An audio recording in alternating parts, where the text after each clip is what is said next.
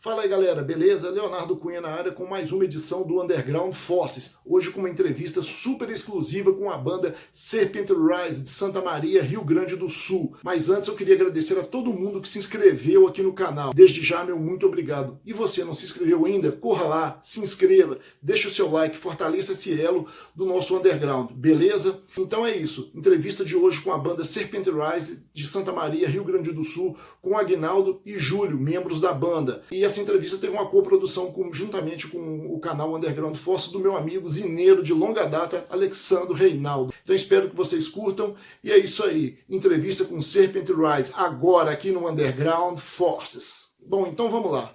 Vamos voltar no tempo, 1986. Vamos falar da Mausoleum. Fale sobre uma das pioneiras bandas do metal extremo do sul do Brasil, que fazia um death metal bem brutal para a época. Fale sobre a produtiva, porém de curta duração, trajetória da banda. A Mausoleum, ela teve um curto período de duração, mas naquela época a gente sofria influências, né, de metal e de hardcore, que eu acho que a grande maioria dessa geração antiga que curte hoje som extremo, ela não se influenciava só pelo metal, né? A gente escutava bastante hardcore, punk também, bandas finlandesas como Tervet Cadet, aqui no Brasil Armageddon, e tudo isso influenciava no nosso tipo de som, né? E era os death metal também da época, Possessed, Slayer, Sodom, Destruction. Então, mesclando tudo isso, surgiu a sonoridade e surgiu a Mausoleum, né? Naquela época a gente era jovem, não tinha, digamos assim, um pensamento em fazer algo que tivesse um objetivo claro. A gente queria era tocar, a gente queria se reunir numa garagem e fazer som, fazer música.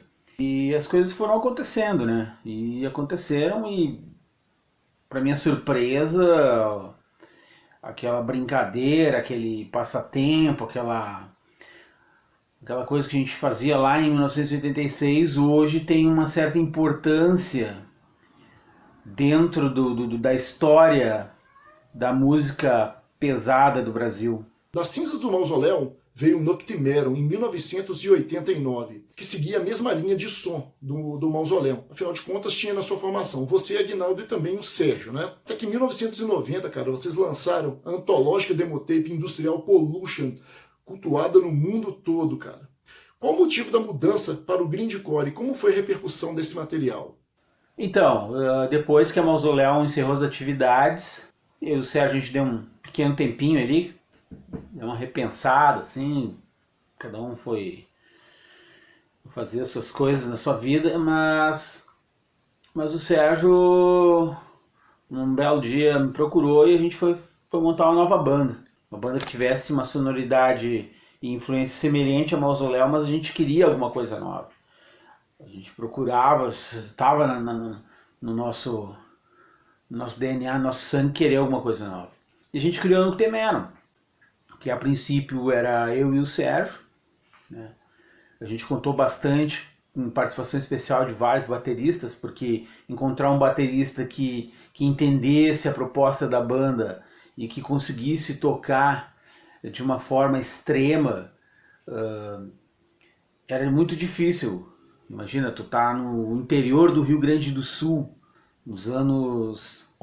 final dos anos 80, sabe? E é diferente de você estar numa grande capital. Teve também baixista que tocou com a gente, que foi participação especial. E a Noctimerum, ela vinha com a proposta inicial de fazer um death metal bem brutal, né? Até porque naquela época a gente ouvia bastante Sarcófago, sempre foi nossa influência.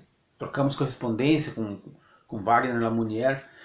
E a gente queria uma sonoridade extrema, brutal, tanto quanto Sarcófago. Porém, naquela época a gente já era tape trader. E a gente recebia muito material, muita coisa nova que rolava lá fora, como as bandas da época, assim, Napalm Death, Creator, Destruction, Sodom, Possessed, um Slayer, para se ter acesso a esse tipo de material que já tinha sido lançado no Brasil já era difícil para uma cidade como Santa Maria, no interior. Tu imagina o cara descobrir um Extreme Noise Terror, um Crown Noise, o cara receber demo do Agathocles, e nesse meio tempo já está recebendo, em 1988 eu recebi a primeira demo do Paradise Lost. Então, cara, era inevitável que a gente não sofresse influências de tudo isso que a gente estava recebendo do mundo inteiro, cara, inclusive do Brasil, inclusive do nosso estado aqui. Quando a gente começou a trocar carta com o Dissector, quando a gente conheceu pessoalmente o pessoal da Apostasia, que no início não era Apostasia, era Filhos da Sepultura, não tinha como a gente continuar fazendo aquele som. E como a nossa proposta foi e sempre era ser extremo, a gente extremou. A gente teve grande influência do Necrobutcher, cara, que a gente trocou muita correspondência com os caras e... Enfim, era inevitável que a gente não fosse para esse lado do grind, cara. A gente compôs a demo, a Industrial Pollution. Ela foi gravada em uma tarde, eu me lembro. Só o Sérgio na bateria. O Sérgio gravou todos os instrumentos, bateria, baixo e guitarra, e eu fiz as vozes, cara.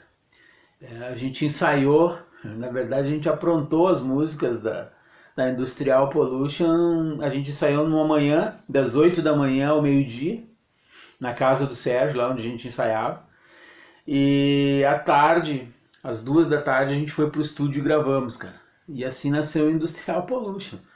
E aquela brincadeira ali, aquela coisa despretensiosa, hoje ela é cult meio underground, né? Não só para os antigos, como para a nova geração também. E de certa forma, eu fico orgulhoso com isso. Embora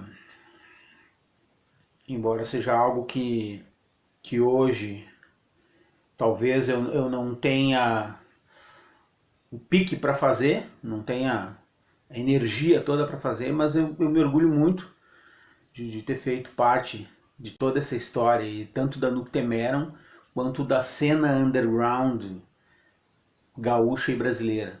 Até que no inverno de 1993 é formada a Serpent Rise, que vinha com uma proposta bem diferenciada das suas antigas bandas.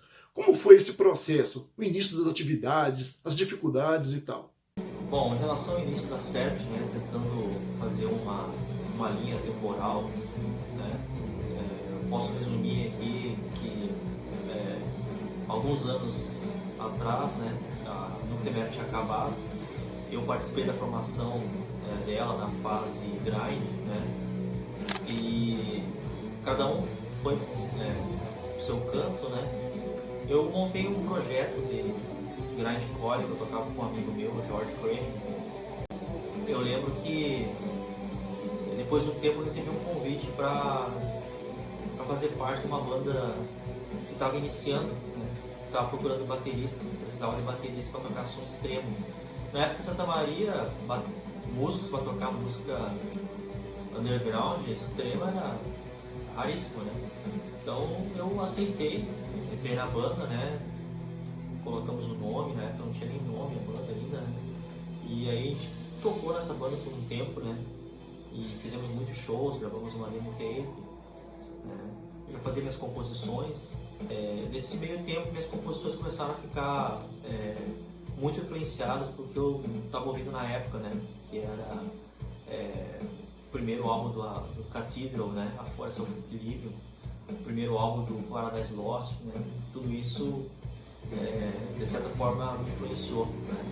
E aí o som logicamente não se adequava ao death que a banda originalmente queria tocar, né? A gente acabou saindo, eu e o Aguinaldo, junto com nós veio o Diogo, né? Eu tocava guitarra, né? E a origem da Serpent foi praticamente nós três, né? Eu, o Aguinaldo e o Diogo, né? E dos sons que tinha na época, né? 2 sons eu tinha composto ainda quando estava na Garbage, né? Essa banda de death, né? que não foram aproveitados, porque não tinha nada a ver, né, com a proposta da banda, né? Então eles tinham mais partes lentas e menos partes rápidas, né? E não fazia sentido numa banda de death, né? E fez todo sentido na Sabbath, né? Que tem mais partes lentas e menos partes rápidas, né? Tanto é que a primeira demo da Sabbath, ela é Death Doom, né? Eu podia dizer assim, né? Sons assim que a gente pode citar aqui, Gardens of Illusion, né? Misters of My Paradise, né? São sons com pitadas de Death, né? A própria Misericordium também é um som que tem parte rápida, né? Então tem muito do Death ali, né? Naquela primeira demo tape, né? Então essa foi a fusão, né, sonora que teve, né? A concepção sonora que teve, né? Então a gente teve muitas dificuldades no início, né? A gente pode imaginar o que era tocar metal, né, nessa época, e mais ainda tocar um estilo completamente que poucos haviam ouvido falar, não existia praticamente no Brasil, né? Então era complicado, mas a gente teve sorte, né? Depois veio o Marcelo, que tocou baixo para nós, né, durante muito tempo. Depois veio o Luiz Gustavo, né, que entrou e ingressou na banda também, fazendo a segunda guitarra, né? E a gente gravou a Nastenaries com essa formação inicial. Logo depois da gravação da Nastenaries, ingressou na banda o tecladista Rafael Pinheiro, que hoje mora em Portugal, que é meu amigo até hoje, né, no qual tenho muita consideração, e me ajudou a compor alguns sons, né, assim como outros integrantes também, né? Então foi isso, essa foi a parte inicial, né, seminal da Sabbath Rise. Em 1994, nesse ano vocês lançaram a Nastenaries, que teve uma ótima aceitação de público e de crítica. Como vocês chegaram até esse som dessa demo que eu acho fantástico até os dias de hoje? Quantas cópias foram distribuídas? A Nastenaries a gente praticamente não vendeu, né? A gente distribuiu as cópias de uma forma gratuita. E hoje, se eu fizer um comparativo, hoje você tem, por exemplo, ferramentas na internet que te propiciam distribuir teu material de forma gratuita, né? Hoje você tem, por exemplo, um SoundCloud que você joga o seu som lá e as pessoas podem ouvir. Se você deixar ele ativado para as pessoas fazerem download, elas fazem download. Então eu vejo que a Nastenaries ela foi uma demo duplamente pioneira, né? Porque é a demo de uma banda que fazia um tipo de som que na época poucas bandas faziam na cena brasileira, né? Se você vê a Serpent Rise, ela nasceu em 1993, e as bandas contemporâneas ali eram o Pentacrostic, que era um Death Doom, The Cross na Bahia, que era um Doom mais tradicional. No underground, do underground tinha o Azaradel em Minas Gerais, fazendo aquele Necro Doom, aquela mistura do black metal com passagens lentas Doom. Acho que o Medicine Death também fazia já nessa época, já tinha uma sonoridade mais arrastada. Vinha Serpent Rise, e nessa primeira geração aí a gente foi também com a Nastenaries, a gente foi pioneiro.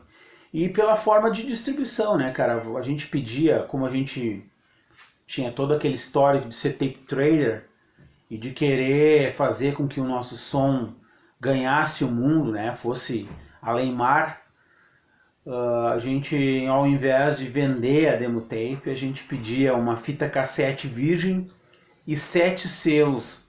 Na época a carta registrada com 7 selos você mandava.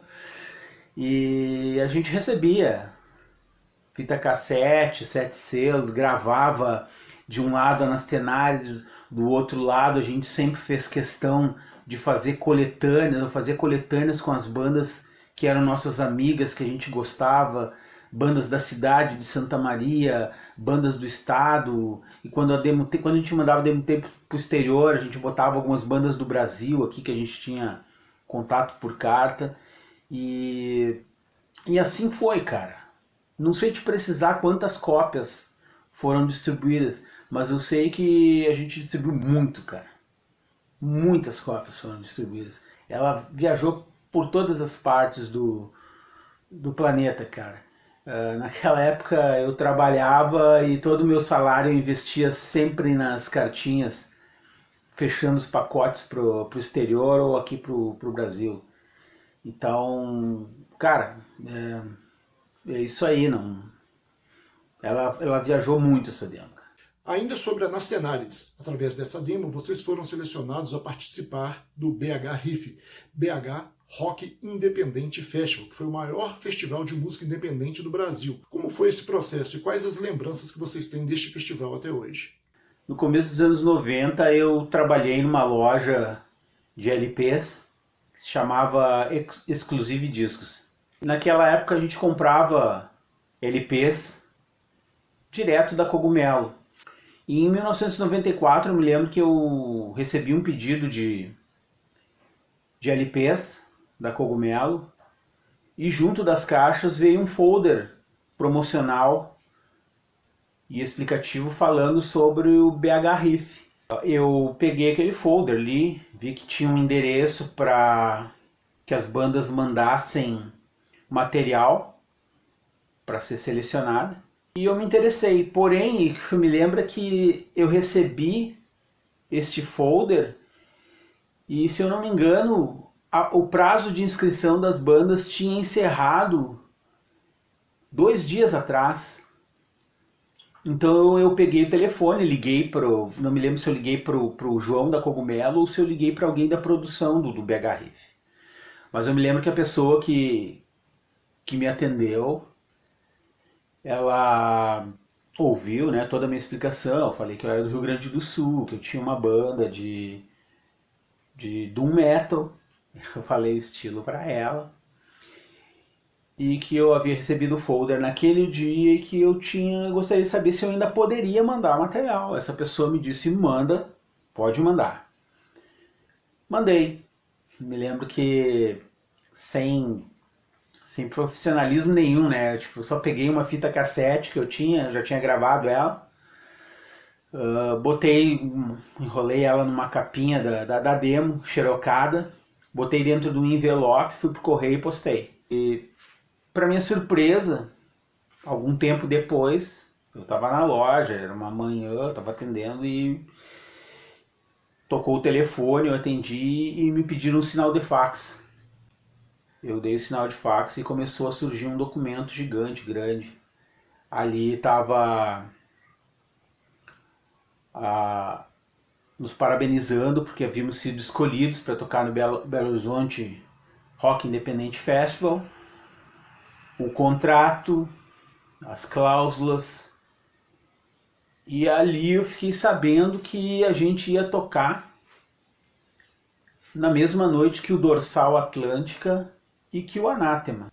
Para uma banda que tinha, naquela época, a gente tinha alguns meses, não tinha nem completado ainda 1 ano de existência, e a gente tinha uma demo gravada há poucos meses, assim também. Pra mim foi uma glória, cara. Foi uma vitória, foi algo assim sensacional. Apesar de não ter noção do que seria o Belo Horizonte Rock Independente Festival, pra mim a minha banda estava saindo de Santa Maria e ia tocar em Belo Horizonte. Mas eu não sabia que toda aquela estrutura que era de um festival, mega festival, eu não sabia o que era a Praça da Estação. E, enfim, cara, foi o melhor show que a Serpent Rise tocou. Não desmerecendo nenhum dos shows que a gente fez, nenhum dos lugares que a gente tocou nestes 27 anos de existência, mas é um festival que hoje, em porte de um Rock in Rio, um festival gigante, assim. Então eu lembro do festival, assim, tem só lembranças positivas, né? Porque tudo que foi acordado pela organização do evento foi cumprido à risca, né? Rigidamente.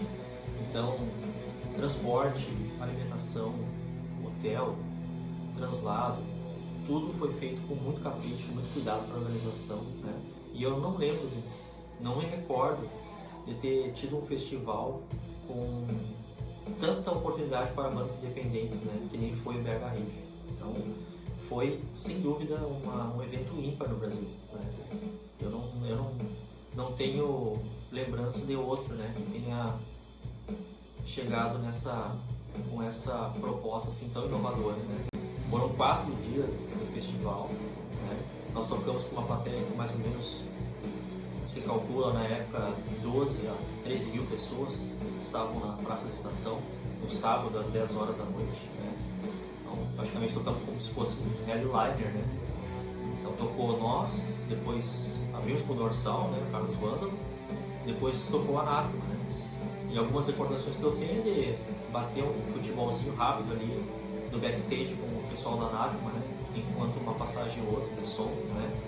Muito bacana, né? Conhecer Carlos Vândalo, né? Conhecer o pessoal que já era fã na época, né? Então isso aí foi muito gratificante. E amigos também de correspondência. Naquela época não tinha internet, era só na carta, né? Então a gente conversava com todo mundo, no mundo inteiro, né? Só por carta, né? Então tinha muita gente lá de BH que a gente conversava, se conhecia só por carta, né? Pessoalmente não conhecia. E aí a gente conheceu vários amigos lá, nossos, né? Foram lá para apreciar as 4 noites do festival. Eu lembro também que uma noite anterior, né? Na sexta-feira, o pessoal do Anátema estava lá, né? Aquela confusão toda, e não sei se foi eu ou o Aguinaldo, a gente estava já com a Traveling Free já, né? Já estava pronta, né? E a gente deu uma Traveling Free pro vocalista, pro Vincent, que na época não era vocalista ainda, né? Mas ele estava bêbado demais, né? Não sei o que ele fez com a fita, se ele ouviu, se ele perdeu, né? Eu não tenho noção, né? Aquele cara, o bicho estava mal demais, né? E aí foi bacana que depois eles deram uma entrevista numa emissora, né? De TV com a camisa da Serpt, que eu achei uma atitude bem bacana da parte deles, né? Dar um incentivo aí para as bandas nacionais, né? É mais uma banda que tinha recém conhecido e tal, né? Então essa parte eu lembro, né, do festival. Então, em suma foi isso, né? Foi um evento ímpar, né? Marcou a nossa carreira com toda certeza, e nós isso só foi possível graças ao trabalho feito na Anastenarides, né? Um ano após o lançamento de Anastenarides, a Serpent Rise mostra toda a sua evolução na promotape Traveling Free. Sobre esta promotape, fale sobre a evolução no direcionamento musical da banda. Bom, em relação a Traveling Free, né, a gente teve com toda certeza um salto, né, na questão de composição, né. Na época eu lembro que eu estava ouvindo muita música progressiva dos anos 70, né. Santa Maria tinha uma loja de discos importantíssima, que foi um marco, né, para todo roqueiro lá da cidade, que é a Exclusive Discos, né, do Betão, do Beto.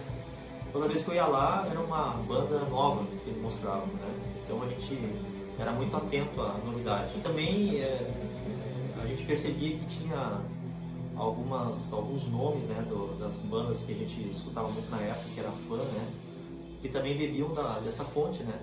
Posso citar aqui, por exemplo, o cover que o Paradise Lost fez da música Dead Walks Behind, que é do Atomic Huster, né. Então, não era só nós, né, que gostávamos dessas vertentes do rock, né, mais progressivo, mais antigo, né. E isso ficou impresso, né. Então, na longa música que foi Traveling Free, né. Só que eu tinha ideia daquela música de fazer algo bastante diferente, né. Eu também gostava muito de blues, né, gostava muito de rock, né, sempre gostei muito dessa mistura. E eu não via no rock ainda o slide sendo usado para fazer base, né? Eu via muito slide sendo usado para fazer solo, né? E eu tentei criar algo que fosse diferente, né? Então um slide dialogando com uma base pesada e lenta, né? Que foi a Traveling Free. Então aí nasceu mais ou menos, né, a ideia, né, da Traveling Free, né? É uma música bastante longa, né? Praticamente é um progressive rock, né? Então, das influências, né, das bandas dos anos 70, na qual eu ouvia muito, né? Eu ouvia muito, né? Então basicamente foi isso. Essa influência toda ficou impressa, né, nessa promo aí. Até que em 1998, a Serpent Rise lança o seu tão aguardado debut, o Gated By, onde se percebe uma mudança no som da banda, que passou a fazer uma linha mais gothic metal. Essa mesma mudança estava ocorrendo com várias bandas da cena naquele momento, né? O que levou a essa mudança e como foi a gravação do álbum e como foi sua repercussão? Bom, em relação ao Gated By, né, posso dizer que foi um álbum bastante aguardado por todos, né, inclusive por nós, né? A gente terminou tudo, né? Gravou, né? Mixou, masterizou no ano de 96. O álbum foi lançado em 98. Né? Então a gente teve um gap aí, no qual a gente estava batalhando para tentar lançar esse material, né? Que não podia ser lançado de qualquer forma, né? Haja visto que a gente gastou 100 horas no estúdio para gravar, né? Então foi bastante cansativo, né? A gente aprendi muito, né? Eu participei basicamente de 99,9% dos takes, né, dos tomados, né, gravando, vendo, acertando. A gente contratou um produtor na época, que era do próprio estúdio, que nos auxiliou bastante, né, na produção do álbum, né, e a gente ganhou bastante tempo com isso, né, e a repercussão, assim, foi excelente, né? A gente não podia esperar repercussão melhor, né? Eu não lembro assim de quem tenha ouvido aquele trabalho tenha falado alguma coisa negativa, pelo contrário, né? Quem ouvia falava assim que não parecia uma banda tupiniquim, né? Vários comentários nesse sentido, né? Parecia uma banda gringa, né? Então foi tudo gravado com muito capricho, com muito cuidado, né? Então foi bastante marcante, né, a gravação do Gathered By. Em relação à sonoridade do álbum e suas influências do gothic rock, sim, né, teve influências bastante dessa vertente do rock, né. Na época eu estava ouvindo muito gothic rock e dark wave dos anos 80, né, The Cure, Sister of Mercy, né, eu ouvia muito essas bandas aí, né. E isso ficou impresso, mas eu diria que o Gathered By não é o álbum que foi influenciado só por isso, né. Eu penso que o Gathered By é uma mistura de vários estilos, né, dentro da proposta musical da Serpent, né. Então eu diria que esse estilo ficou encerrado em uma música específica, né, Reflex, por exemplo. Mas você vai perceber, por exemplo, em Beat Your God, influências do Dark, do Black. Você vai perceber em Traveling Free influências do Progressive Rock dos anos 70, né? Então ele não é um álbum assim, influenciado apenas por um estilo, né? Ele é uma mistura de vários estilos que coexistem dentro da que a gente chama de do metal, né? Que essa foi exatamente a proposta que a gente quis entregar na época para os nossos apreciadores, né?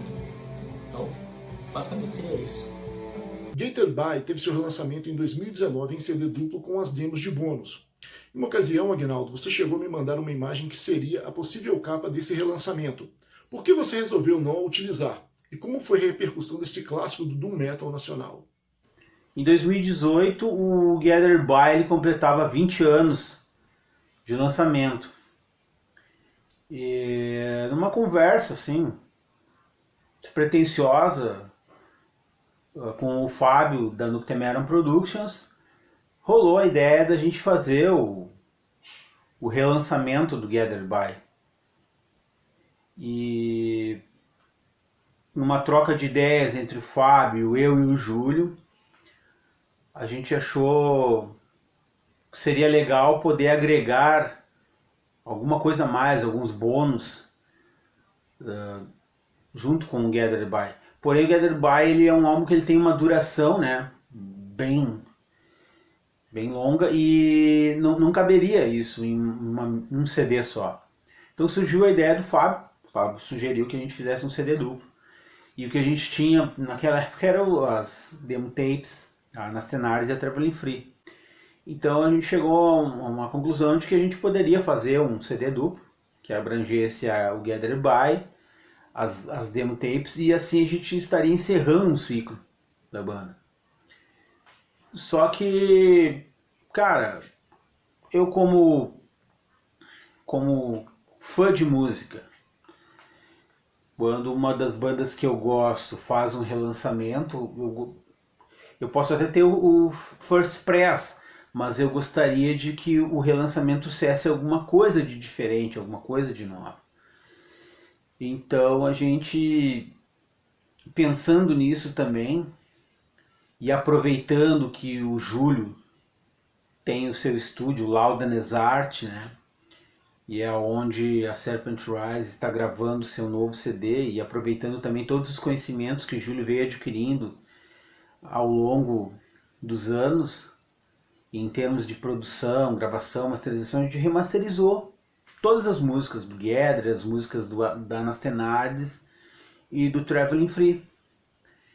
E além desse plus, a gente não descaracterizou a arte gráfica. A gente manteve a mesma capa, porém a gente acrescentou algumas fotos antigas, inéditas ou não, mas a gente acrescentou algumas fotos antigas, refez o encarte, readaptou ele para a realidade, e acabou que lançamos aí o Gathered By, a versão dupla, uma tiragem limitada, e para minha surpresa, com um mês de lançamento, o CD já estava praticamente esgotado.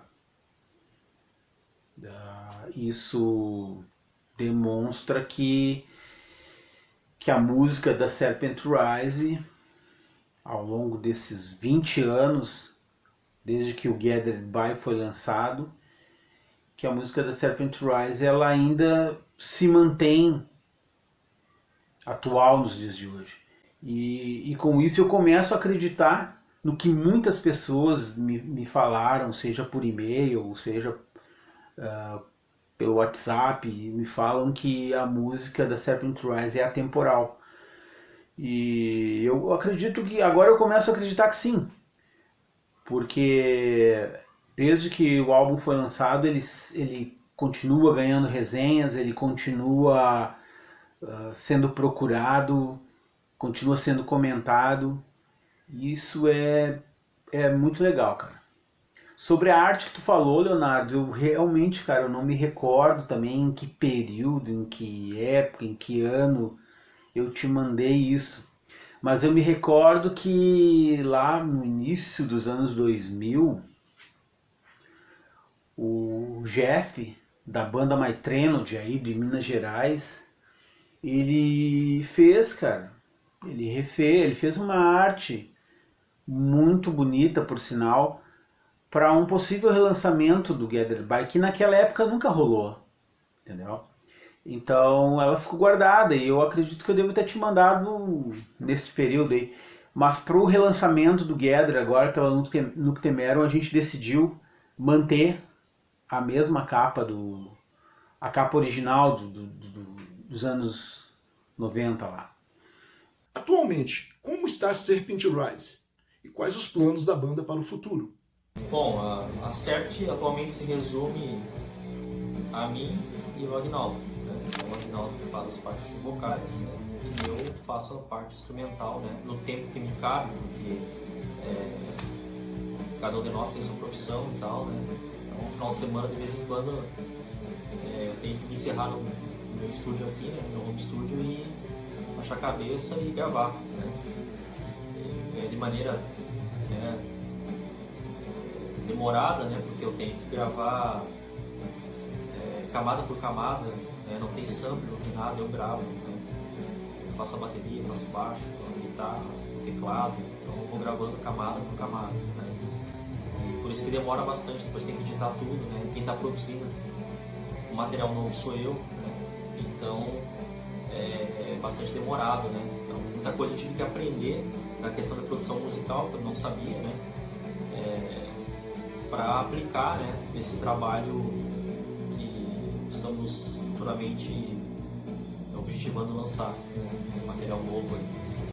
Bom, agradeço a você, Aguinaldo e Júlio, pela atenção de vocês, por disponibilizar um pouco do seu tempo para responder essa entrevista.